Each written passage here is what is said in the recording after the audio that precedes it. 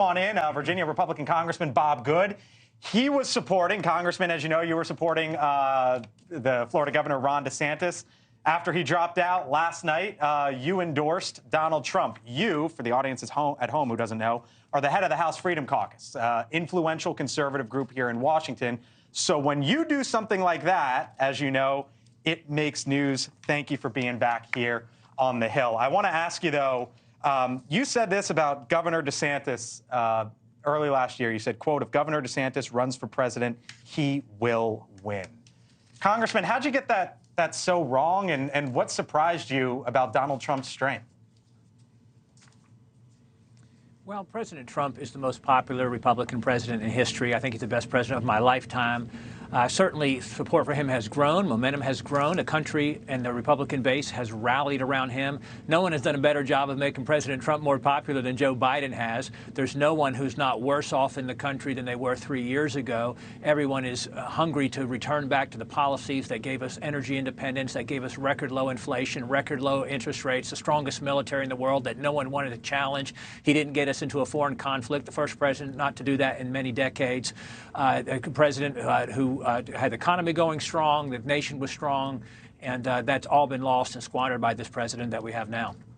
Congressman, I hear you. I'm just wondering sort of why you didn't go with him initially, right? You must have underestimated something, and I'm just curious sort of what surprised you. Well, it was a public endorsement that I made back in May, and I talked about 8 years, and I talked about winning battleground states, and I talked about the concern about the legal persecution of President Trump, the egregious abuse of power weaponized against him. But instead, it's had the opposite effect. Republicans have rallied around him. He's doing better with minorities. He's doing better with women. He's doing better with young people. He's doing better with all groups. And I always said that I would enthusiastically support President Trump as I did in 16, as I did in 20, if he was the nominee. I'm proud to support him again here. I will do everything I can to make sure that he's elected. Let me ask you this as the head of the House Freedom Caucus.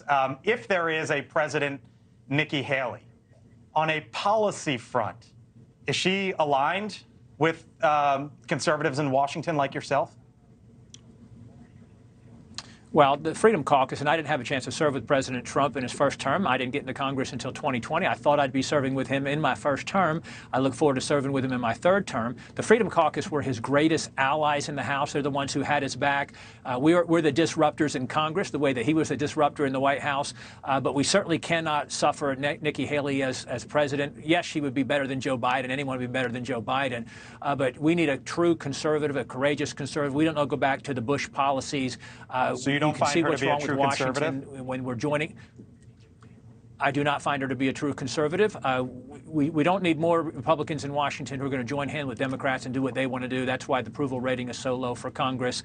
I'm fighting against that in the Congress. I want to have a president who will be a partner in bringing the change that we need, and that's to go back to the policies that were working when Trump was president.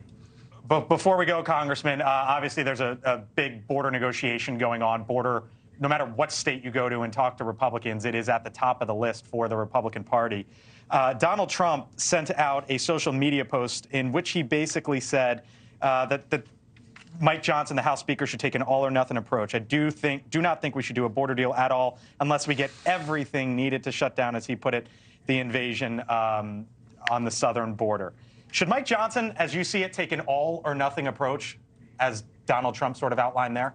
Yes. Yes.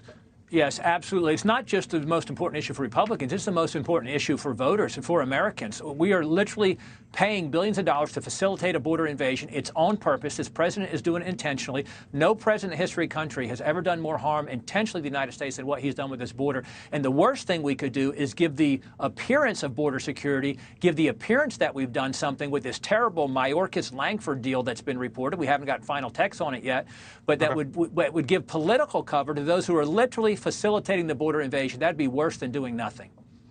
Congressman Good, we got to leave it there.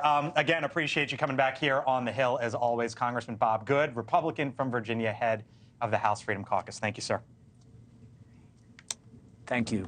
Thank you for watching. And make sure you go to joinnn.com to find NewsNation on your television provider. And don't forget to click the red subscribe button below to get more of NewsNation's fact-driven, unbiased coverage.